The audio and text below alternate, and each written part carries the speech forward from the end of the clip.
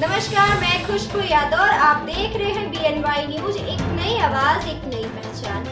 हम आपको प्रदेश और देश की तमाम खबरों से रूबरू कराते हैं। इसी सिलसिले में आगे बढ़ते हैं और देखते हैं कि आज की खबर में क्या कुछ है।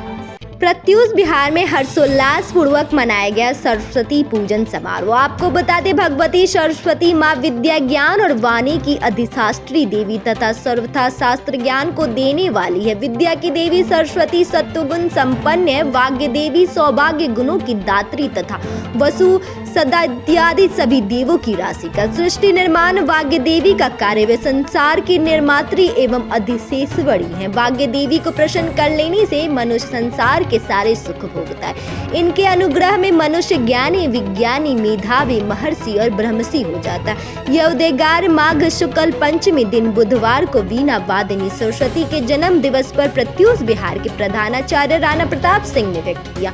उन्होंने कहा कि शारदा अत्यंत दयालु और उदय हृदय वाली हैं। भगवती शारदा साक्षात स्वरूपनी महामाया, महाशक्तियात्मिक, महालक्ष्मी और महाकाली के रूप में है। शास्त्रों में सरस्वती का मूल नाम श्री तथा श्री पंचमी कहा जाता है। कार्यक्रम का शुभारंभ सर्वप्रथम विद्यालय के प्रधानाचार्य राणा प्रताप सिंह ने मां सरस्वती के चित्र पर माल्यार्पण, पुष्पार्चन तथा दीप प्रज्वलित कर किया।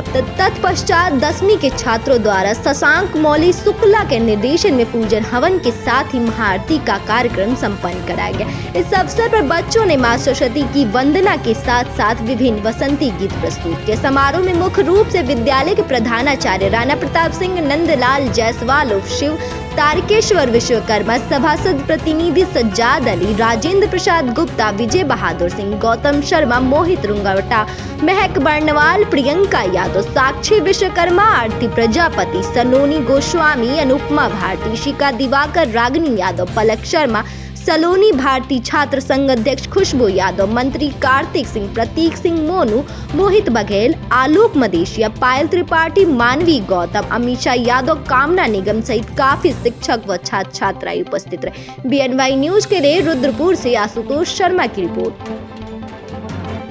ऐसी तमाम और खबरों से हम आपको रूबरू कराते रहेंगे। तब तक के लिए हमारे साथ बने रहिए और देखते रहिए BNY न्यूज।